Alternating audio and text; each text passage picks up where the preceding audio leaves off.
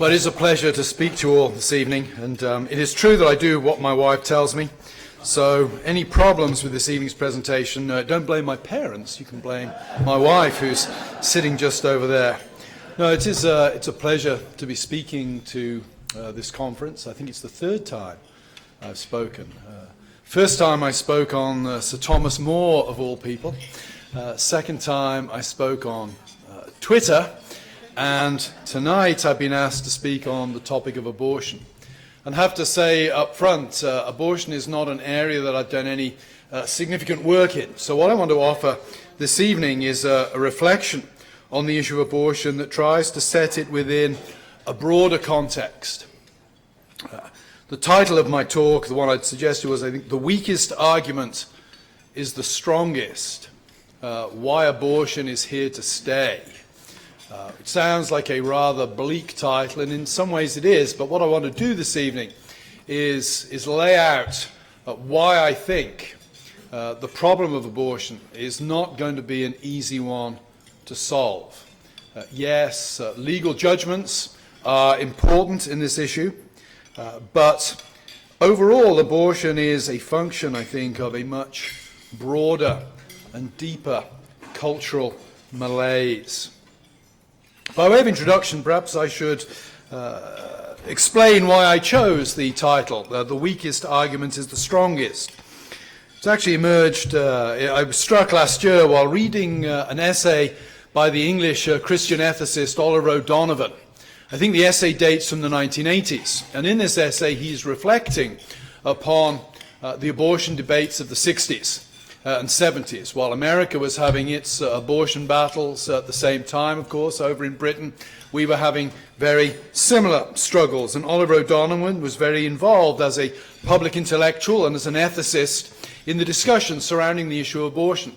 And he makes a very interesting comment in this essay from the 1980s when he's looking back on the battle, really, or the war that he lost. And he makes the comment that one of the reasons why he lost the struggle, or his side lost the struggle, was he did not realize that what he considered to be the weakest argument proposed by the pro-abortion groups, what he considered to be an argument barely worth addressing because it simply didn't make any philosophical sense to him, actually proved to be the argument that clinched the abortion case, in the case for abortion in the public imagination. The weakest argument he identifies is this, that the baby in the womb is merely part of the woman's body. O'Donovan said that he considered that to be such a self-evidently ridiculous argument, it was not really worth addressing. And what caught him completely unawares was the fact that that argument proved to be the most compelling in the public sphere. It has, if you like, become, I think, a form of liturgy. It's repeated mantra-like on chat shows, on picket lines, on the internet, that the baby in the womb, or the embryo, is merely a part of the woman's body. And O'Donovan did not consider it to be a strong enough argument to be worthy of devoting energy to refuting. I had a similar experience myself. Well, not a similar experience, but I had an experience that I think will shed some light on this. My own area of work over the last decade has really been focused not really at all on abortion, but on issues of sexual identity and sexual identity politics. And I remember in the run-up to the 2015 judgment, Supreme Court ruling in the case of Obergefell v. Hodges, I remember being asked by numerous students at the time to provide them with good arguments against gay marriage.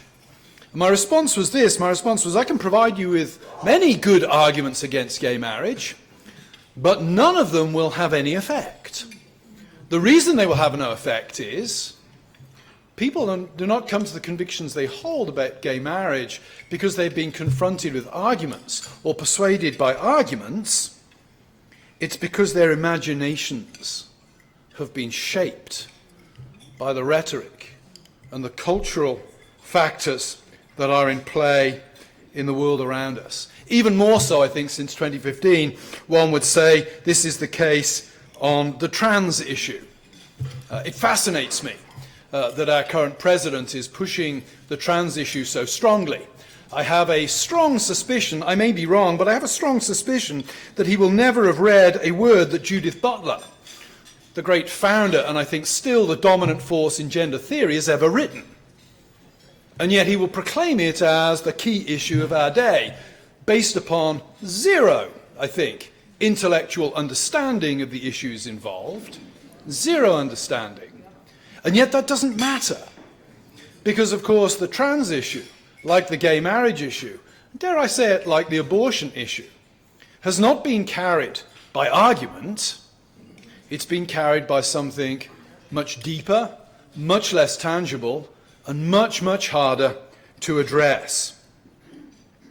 Why did the weakest argument prove to be the strongest? Well, O'Donovan himself, I think, puts his finger on it. As he's reflecting on this, he said, the reason the weakest argument proved to be the strongest is this: it resonated with the deepest currents of how people imagine themselves to be. It resonated with the deepest currents of how people imagine what it means to be human.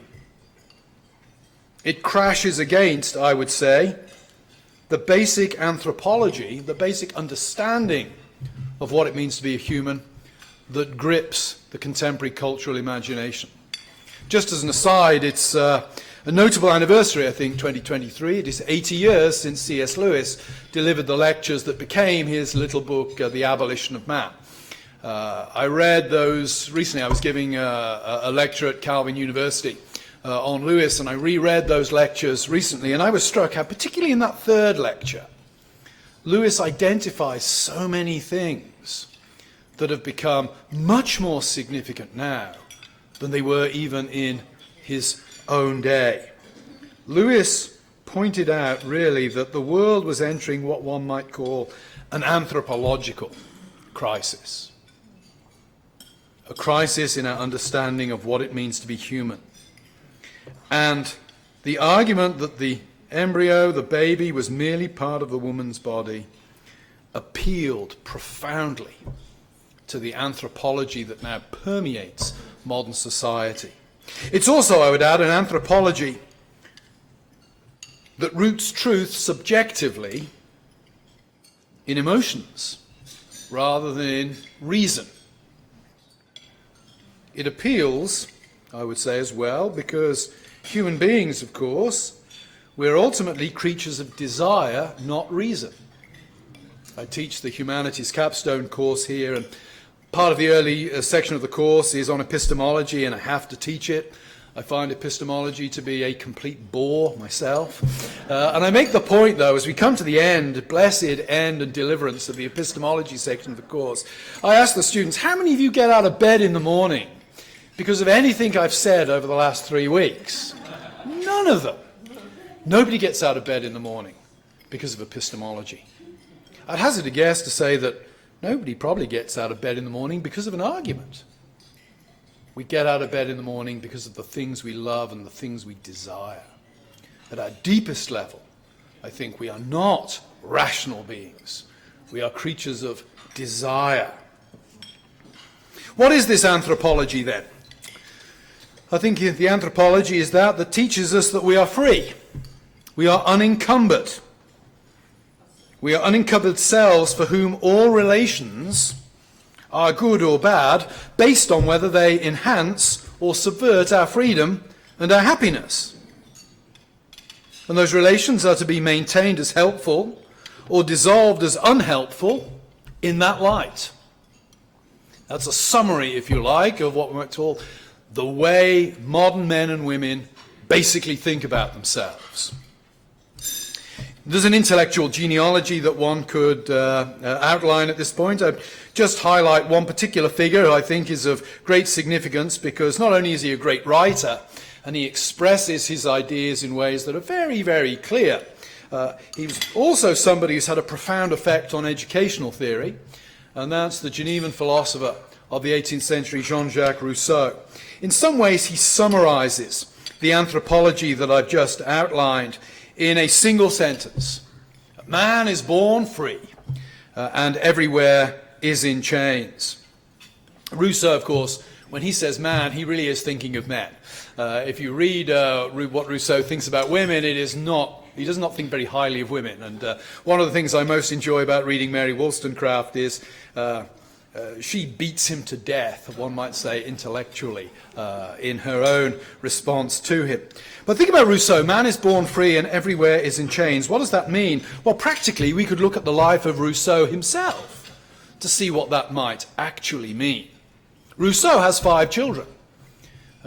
He's a relatively faithful guy. He sort of lives with the one woman for a long, long period of time, and they have 5 children together. And he sends all 5 to an orphanage. It's kind of, sending your children to an orphanage in the 18th century, that's not funny. That's a death sentence for your children, effectively. It's amusing that I think it's Voltaire who blows the whistle on him on this point in order to sort of destroy his reputation. And Rousseau has to offer a kind of response, and his response, essentially, blink and you'll miss it in his Confessions, could be summarized as follows: well, I thought the orphanages would be a better father for my kids than I would be myself. That's setting the bar pretty low for being a father. But think about it. It makes perfect sense, given Rousseau's philosophy, that he might be tempted to treat his children like that. Because what is a child? A child is a link in a chain.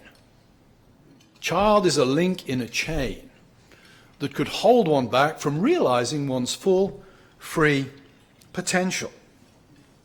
That, of course, I think is by and large how the baby in the womb is read today. That's the grid through which babies in wombs are read.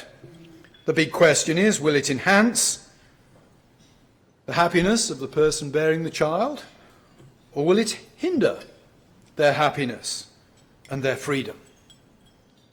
So the first thing the first point I want to make tonight is what makes that argument powerful is the idea that we are free and autonomous. That is who we are, and that all other relationships are therefore contractual and predicated on whether they enhance or detract from our freedom and happiness. And secondly, to return to the second point I mentioned earlier, I want to suggest to you that this anthropology inevitably prioritizes feelings over argument. Think about marriage laws. A significant reason historically for marriage laws, of course, was protection for children. How was marriage to be defined? One might say fertility lay at its very core. And the reason for marriage laws, well, one of the important reasons for marriage laws was the need to protect the products of marriage. Need to protect children. No-fault divorce. Think about that. Think about no-fault divorce. That, I think, actually is the point in the West when marriage gets redefined.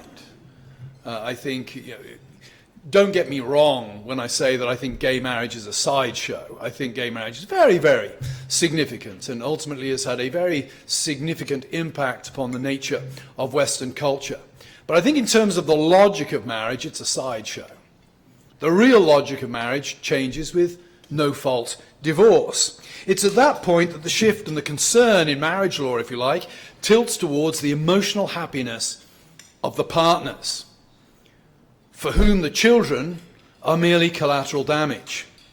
In my humanities course, I quote a section from the early 19th century poet Percy Bysshe Shelley, his call for the abolition of marriage. And I get the students to read it, and Shelley's argument is as soon as marriage ceases to meet the needs of the two people involved, ceases to make them happy, it should be dissolved, otherwise it becomes just a union of misery. And I ask the students to read this passage, and I say, anything missing from that passage? And almost certainly one or two of them will put their hands up and say, yeah, there's no reference to children. I say, exactly. Exactly. Shelley's conception of marriage, tied to his understanding of what it means to be a human being, really makes children collateral damage. When you have no-fault divorce, the law is there, if you like, to pick up the pieces, protect the children after the marriage has actually been dissolved. What we see in no-fault divorce is a sentimental shift that assumes a reconceptualization of marriage that prioritizes the psychological feeling of the people who are married over all else. That's a fundamental redefinition of what marriage is. Raises the question, of course, of how has this all come about? Some of you may have seen the book I wrote on expressive individualism. And one of the, I suppose one of the big gaps in that book is that it's a story of the intellectual ideas, by and large. A question I never ask or never really deal with any detail is, how is it that this way of understanding what it means to be a human being, free, feelings all important, me at the center of the universe, how is it that that moves from being an interesting argument put forward by the likes of Rousseau or Shelley to being part of the unconscious, we might say, intuitions of the society and culture in which we now live? Now, I can't give an exhaustive account of that tonight, but I want to just highlight a couple of things that I think play into this, which will again, hopefully, make us realize how difficult the challenge of persuading society to change fundamentally on abortion is going to be. First of all, I think technology. Now, when you mention technology in the context of abortion, the mind goes immediately to contraception, abortion, the kind of drugs that are being debated and discussed, perhaps even as I speak tonight in certain courts in the United States. I don't want to start with sex, though, and technology connected to sex, because I'm interested in how is it that this broader way of imagining what it means to be a human being, not specifically sexual way, but broader way of understanding what it means to be a human being as free, sovereign, as one whose feelings are all important, comes into being. Can't give an exhaustive account tonight. If any of you happen to be in South Bend on Monday, giving a lecture on it in Notre Dame, where I'll go into more detail. It's funny, the other week I was giving a lecture at a college and the LGBTQ people had turned up to protest me. They were very, very polite. It was a great protest. And they asked really good questions afterwards that actually made me rethink parts of the lecture. It was just how a protest should have been done in a country where freedom is a reality. But I completely wrong-footed them by saying, well, I'm going to start with the most controversial aspect of how our anthropology has changed. Music. They were completely taken aback by that. But I want to suggest to you that music plays a very significant role in the transformation of how we understand ourselves.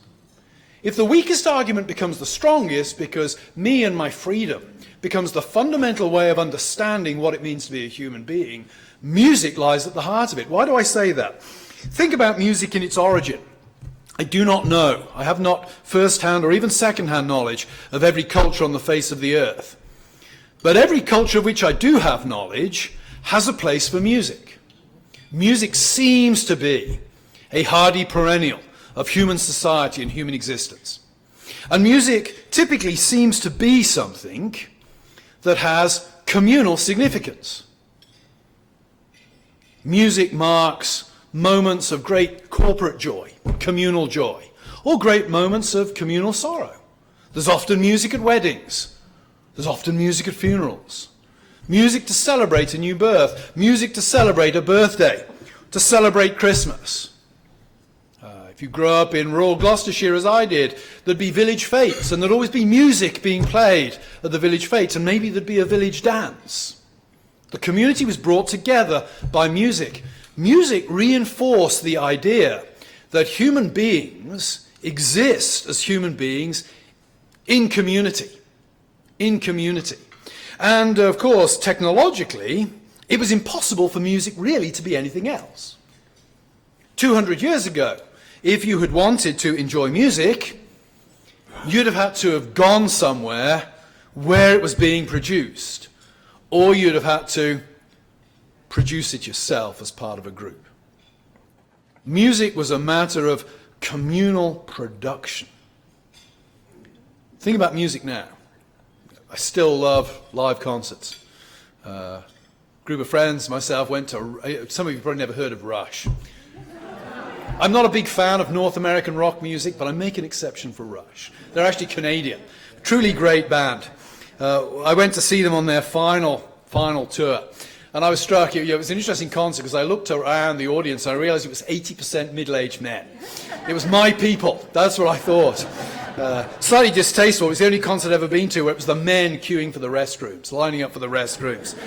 A friend of mine, my co-pastor when I was pastoring, commented to me that he said, have you noticed that the classic rock station we listen to, the commercials are all for hip replacements and extended care facilities these days? And I said, yeah, they're coming for us. There's nothing like a live band. Being in a live concert is great, but that's not how I listen to music most of the time. Most of the time I listen to it by myself. In fact, often music is a way of cutting ourselves off from community. When I get on a plane, it's always a relief to me when the people sitting next to me, not my wife, of course, if she's saying, I love to talk to my wife, but I'm very relieved when the people sitting next to me put their earbuds in because it means they're cutting themselves off from me and I can sleep or read a book or something like that. Music has become a way of isolating us, not bringing us together. Think about how that makes you think of yourself. Think about the cultural intuitions that cultivates. The very thing that emerged in human culture as a way of underlining the force, power, necessity of community has become the thing that enshrines us as individuals. Spotify's taken it to the next level. Some of you will have heard of Pink Floyd, I'm sure. Spotify's killed off the possibility of any future Pink Floyd. Prog rock will never happen again because now you're the consumer and you can choose what you listen to in what small units you choose to listen to it. No longer does even the vinyl impose a kind of discipline on what you are listening to. Think about that. You might think, well, that's true. Well, I don't think it is. Many of us spend a lot of our time listening to music as individuals. Music existed to bring communities together. I could make the same point about dance. In my humanities class, I put up on the screen a picture, a shot from Jane Austen's Pride and Prejudice. Not a big Jane Austen person, I have to say, more of a Bronte man myself. Somebody has to die at the end of a novel for it to be truly great. In tragic circumstances, hopefully. But you look at the dance scene in a Jane Austen movie, and Mr. Darcy only makes sense to the extent that his dance is coordinated with everybody else in the dance. If you could use software and eliminate all the Miss Bennets from that scene and their partners, and just have Mr. Darcy strutting his stuff, he'd look ridiculous. And I put it next to a picture of John Travolta in Saturday Night Fever, which for me is a recent movie. For my students, it's like caveman sort of territory. You should watch it. It's interesting. When Saturday Night Fever, you can tell how public morality has changed. When Saturday Night Fever came out, it was just thought of as a highly immoral film. I think it's probably a PG now or something. Fascinating. John Travolta dances in that movie on his own because the purpose of dancing is no longer communal. It's about the individual displaying their wares to somebody else. It's one of the reasons I don't like dancing. I said to my wife, dancing, it's a mating ritual. Once you found a mate, you don't need to dance anymore. I've been married 33 years. Why would I want to dance at a wedding? There is no purpose to it at this point. Anyway, technology then. Music. Music, drip, drip, drip, reinforces that idea that we are free individuals. I could talk about the technology surrounding sex, but I'm sure you're all familiar with the arguments relative to the impact of widespread contraception and abortion on how we think about sex. Put it this way, we could not think of sex as being default recreational prior to the existence of these things. I think Abigail Favale, in her excellent book, The Genesis of Gender, makes the point that sex has always had a switch between procreation and recreation. It's just now that the default is recreation, in a way that it's never been before in human history. My wife and I found ourselves wandering through the streets of Carlisle last year and got caught up in a pro-abortion protest, and one of the signs being waved about said, "Consent to sex is not consent to pregnancy." And I commented to her there that that sign only makes sense today.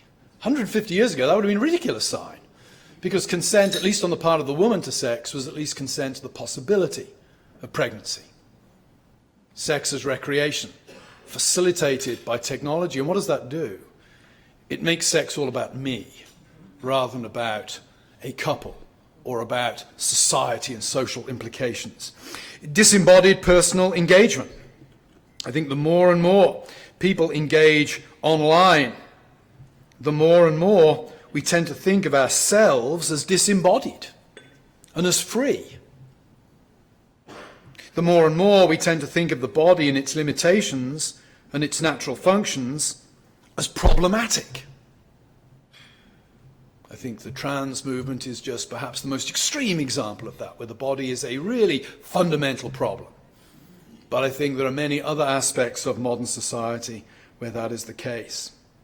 So technology plays its role. The culture industry. Sorry to use a critical theory term there, but I think the culture industry is a thing. The culture industry is something that shapes and cultivates intuitions in those who are subject to it, those who consume it. Think of the cult of youthful wisdom and innocence. A student last year did a fascinating paper for me on Hollywood movies where parents apologize to children. I did not realize this, but apparently movies where children apologize to parents, they don't seem to be made anymore. Injustice only flows one way in Hollywood movies, and it's inflicted by the parents on the children, and the parents have to apologize for it. Think about what that does relative to this anthropology.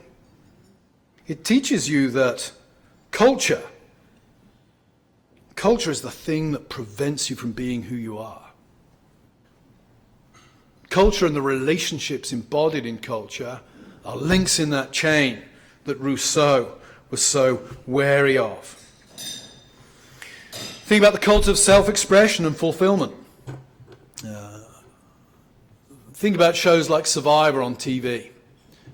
When I watch a show like Survivor, and I don't these days, but I used to watch these programs, and I watched them because I wanted to see somebody eating bugs or something like that. You wanted to see ritual humiliation of another human being. That is a big thing in England. It's what we find amusing, as obnoxious as that is to say. When you watch these programs now, what do you get? You get a lot of this emoting. People telling you how they feel. I don't care how you feel. I want to see you eat a cockroach. That's the kind of response. But that's interesting, isn't it? People are tuning in to hear about emoting, that inner psychological space, that cult of self-expression and self-fulfillment. And of course the economy is an economy of desire. We don't buy things out of utility. We buy things to make us feel happy or cool. Our world is one that teaches us that we're sovereign, and our desires are the most important things in the world. Our happiness is the most important thing in the world. So what is the overall impact of this? Well, I would suggest this. It takes us back to that comment from O'Donovan that the weakest argument proved the strongest. Of course it did. Because in this kind of world, where our intuitions are shaped to think of ourselves as free and autonomous, and our own immediate happiness as the most important thing, then the weakest argument, that the child is just a part of the woman's body, has an innate appeal to it. When you start thinking of that child that may prevent you going out of an evening, may cut down your disposable income, may hinder your happiness, when you start to think in those terms, it becomes very attractive to think of the child as just part of your body, to be clipped away as you might clip a fingernail away, clip a toenail away.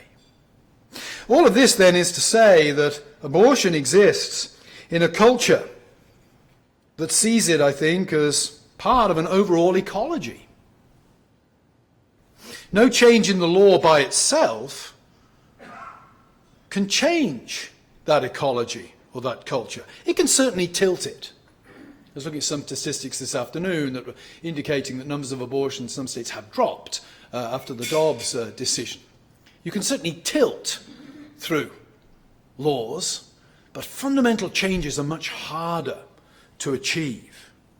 And I think, I guess the evidence at the moment appears to be somewhat anecdotal, but it does seem that the pro-life cause has not proved to be a big vote winner outside of immediately very committed pro-life circles. That gives us pause for thought. So what should we do about this? If the weakest argument proved the strongest, how do we respond to this? Well, I would say one way is to understand the way the culture operates. We live in an expressivist culture where people intuitively respond most powerfully to appeals to the emotions. I think I got, a couple of years ago I had a brief and friendly exchange with Professor Robert George at Princeton, he was actually talking about gay marriage, and he was saying, you know, we turn the tide on attitudes on abortion, we can do the same on gay marriage. And my response was, I'm not so confident of that, because I think one of the keys to changing the tide on abortion was the advent of sonograms. Once you can see what's in the womb looks like a person, it becomes easy to imagine that it's a person and that it has rights. And I remember in my exchange with Professor George saying, I don't know what the equivalent of a sonogram would be with gay marriage. I'm not sure that there is one. One could broaden that out and say, I'm not sure that there is something with such emotional appeal that it will turn the tide. When you think, learning from the opposition on this, think of the powerful reaction, and in some ways quite successful response by the pro-abortion lobby to the Dobbs decision. Where did it automatically go? Well, it went to stories of rape and incest. Went to stories of rape and incest. Now, I was thankfully never faced with this situation when I was a pastor, but I could imagine as a pastor having somebody come into my office with their daughter, let's say a 13-year-old daughter who'd been raped, and saying to me, my daughter's pregnant as a result of this rape, and she's going to get an abortion. And I know it would have been very hard to say, that's wrong. I'd have had to say it, but it would have been really hard to say, because that kind of story really pulls at the heartstrings. It's a brilliant move, I think, to play up the stories rather than the arguments. And that, I think, is where we need to go. If the weakest argument is the strongest, then arguments will continue to have their place. But they will only prove successful if we're engaging at a deeper kind of level. Our strongest arguments, I suggest, are not our most powerful suit. We need to realize that, and we need to reshape the strategy based upon stories, success stories. Babies brought to term, babies conceived in tragic circumstances. Dealing with ideas in the abstract is never as powerful as being confronted with the face of the idea in reality. Only, I think, if we can start doing that kind of thing, do we stand any chance of changing the culture in which the weakest argument proved to be the strongest. Thank you very much for listening so patiently.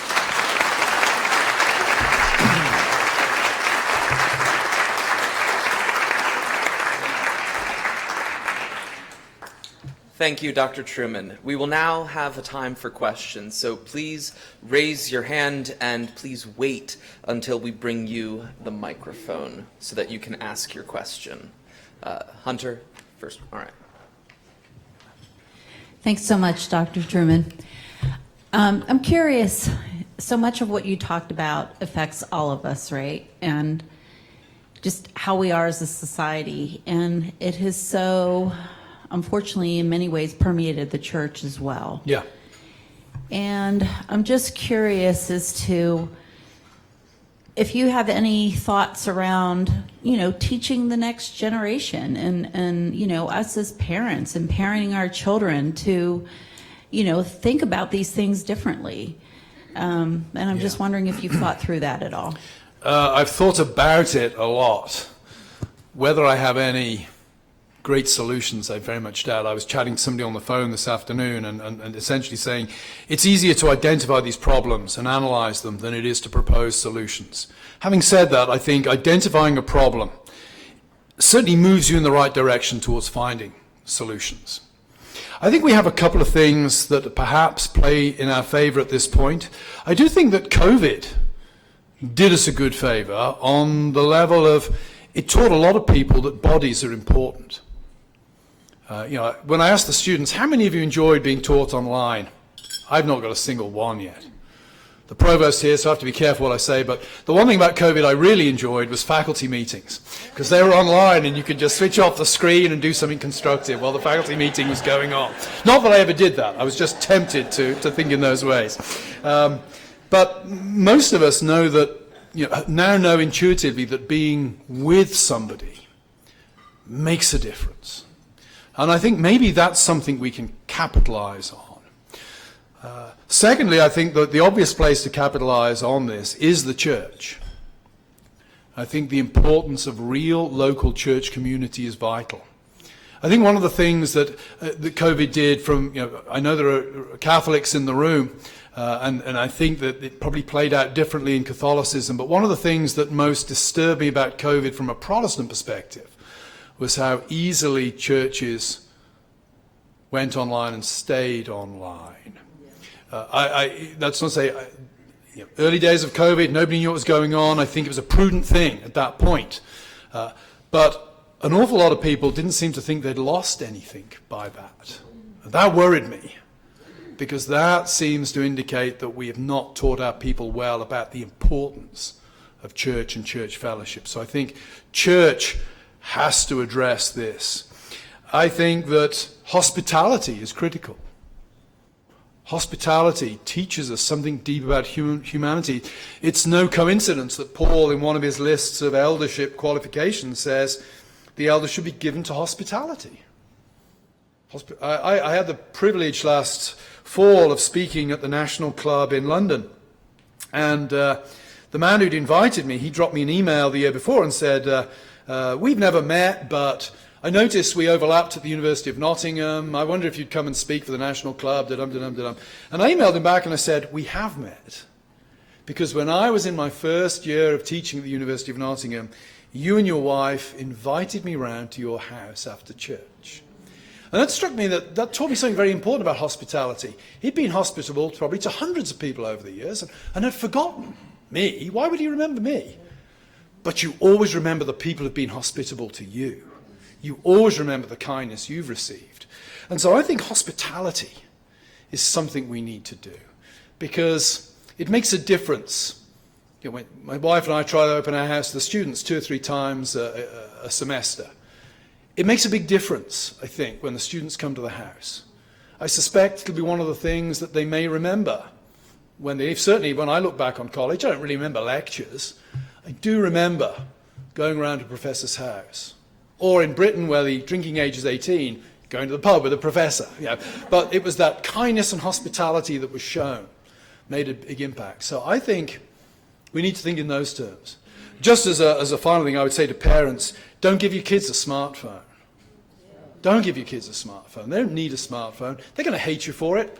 But my experience of parenthood was that's a necessary stage in their growing up. They have to hate you for a while if you're doing your job properly. But I do think that smartphones, you could be homeschooling your kids, but if you give them a smartphone uncorralled, then you're allowing the most evil people in the universe direct access to your children. And that's a real problem.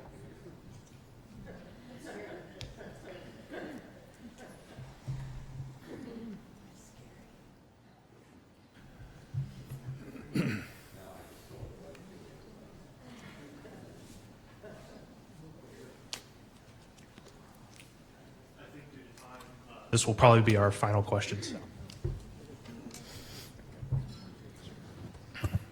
Well, when you made the point about stories, it struck me that it was such an important part of Jesus' teaching.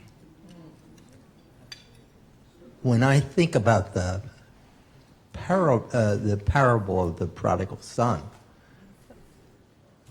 very moving. Yeah. And I was wondering if you could elaborate on that. Yeah. I think the bottom line is we're storied people. We think in stories. You know, when I'm teaching my classes, sometimes I'll pull up, deal with some fairly abstruse point, but what I always try to do is think, is there an example I could give from real life? Or is there a scenario I could recount that will illustrate this point? I think human beings are storied people. If I ask you, I don't know who you are, but if I ask you who you are, you're going to tell me a story. You're not going to say, well, I have this blood group and this genome and, this is how tall I am. You're going to tell me something about your life. And I think stories deeply appeal to us. And culture tells us that. Why are movies and soap operas so popular? Why are novels so popular? We all love a good story. So I think pedagogically we need to think. Now, again, one has to be careful. Just because a story pulls on the emotions doesn't necessarily mean it's a good and true one. The example I gave of the young girl be brought by her father, it didn't happen, but if a guy had brought his daughter into my office and said, my daughter's been raped and she's pregnant, that's a story that's going to pull at my heartstrings. I still have to answer in a principial way on that issue. But the story's still powerful. The story's still powerful. And maybe my way of, if I was in that kind of pastoral situation, my instinct would not be to say, well, abortion's wrong, look at the Bible. I might say that, but I'd almost certainly back that up with numerous stories and look at, there was so-and-so conceived in exactly the same circumstances. And they've gone on to win the Nobel Prize, or they've gone on to have a beautiful family of their own. My closest friend is a man with spina bifida. And when he was born, I once asked him, it's one of those questions that only a good friend can ask after a couple of glasses of wine. We're having a glass of wine, and I looked him in the eye and I said, okay, what is your life expectancy? And he looked at me and he said, well, my life expectancy at birth was about 20 minutes. And I said, what do you mean? And he said, well, the nurse, when I was born, his mother had fallen pregnant as a much older lady. He was born with this defect that they did not know about because he's older than me. They didn't have the technology to spot it. When he was born, the nurse, the midwife, looked at him and said, he's malformed. Why don't we just leave him over on the side there for 20 minutes and he'll be gone? And his mother said, no, I'm a Christian. His life is sacred. I'm going to bring him up. Well, he's now a father of a son. He's got a happy, very happy marriage. He's enriched my life tremendously. He's my closest friend. I'd want to tell that kind of story in order to reinforce, back up what the Bible teaches in a way that says, yeah, the Bible teaches this, and it makes sense that the Bible teaches this.